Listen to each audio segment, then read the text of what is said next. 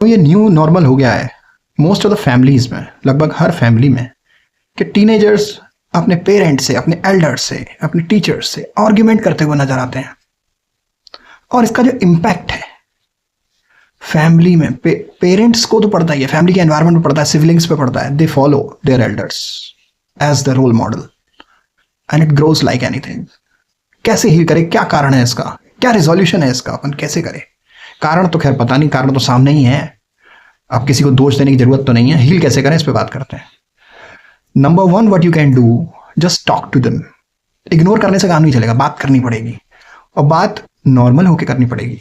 ऐसा नहीं है कि ये गलत और ये सही के चक्कर में फंस गए और आप ऑर्डर देने लगे कि तुम्हें ये करना ही पड़ेगा, तो बात बनने की बजाय बिगड़ जाएगी और आप स्ट्रेस आउट हो जाओगे।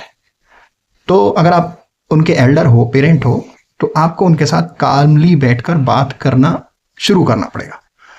क्योंकि कई बार मैंने ऑब्जर्व किया है कि वो जब आर्ग्यूमेंट कर रहे होते हैं तो बस कर रहे होते हैं, उन्हें ये आइडिया ही नहीं होता कि सही क्या है और गलत क्या है। लेकिन जब आप उन्हें कामली, जस्ट सॉफ्टली कम्युनिकेशन से इन्वॉल्व करते हो बातचीत में, तो डिस्कशन से ये निकल के आता है कि उन्हें पता ही नहीं था।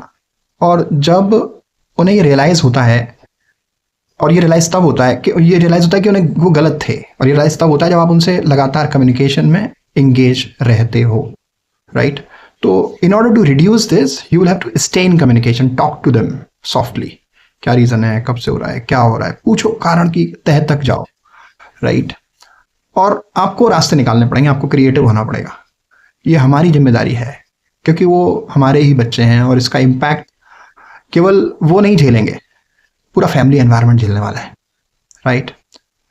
तो this is our responsibility, our family our responsibility, our children our responsibility, our teenagers our responsibility.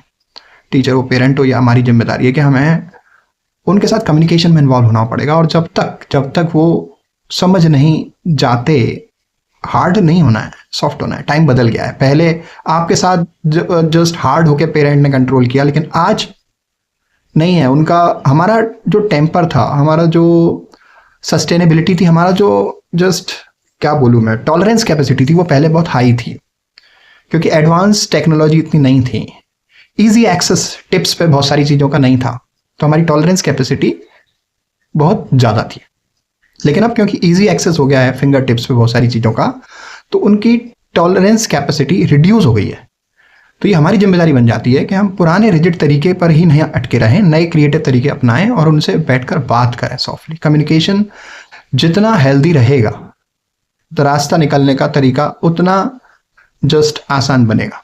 ये तो पहला पॉइंट हो गया। और दूसरा क्या है जो आपने अभी तक नहीं किया है, that is help them practice the gratitude. And gratitude is the magical thing.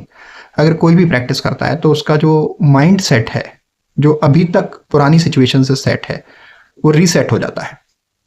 Just scarcity से अबंडेंस की तरफ जाता है, प्रॉब्लम से सॉल्यूशन की तरफ जाता है, राइट? तो उनको बताएं कि जो आपके पास है वो बहुत सारे लोगों के लिए जस्ट अवेलेबल ही नहीं है, उनके लिए बहुत कठिन है।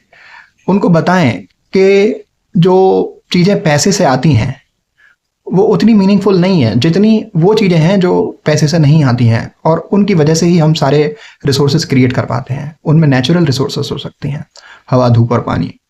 उसमें जस्ट आपके द्वारा मिली उनको रिसोर्सेज हो सकती हैं। तो be grateful for what you already have, like house you have, like clothes you have, like just books you have to learn from, like good food you have on the table. तो help them write or speak. Give them a diary and ask them to write down at least 10 points in journal on regular basis कि जिसके लिए उसे grateful होना चाहिए। और ये gratefulness positive sentence में होनी चाहिए, present tense में होनी चाहिए। तो ये कुछ दो just observations हैं my experience से, जो आपको help करेगी अगर आप इनको apply भी करोगे और करवाओगे अपने चिल्ड्रन से, टीनेजर से। What do you say? Please let me know in the comment box.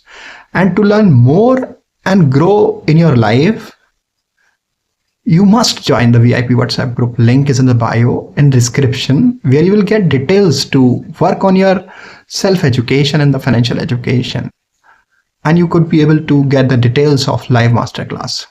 Thank you. Get back to you. Until next time, this is Dr. Ashwani Sharma signing off.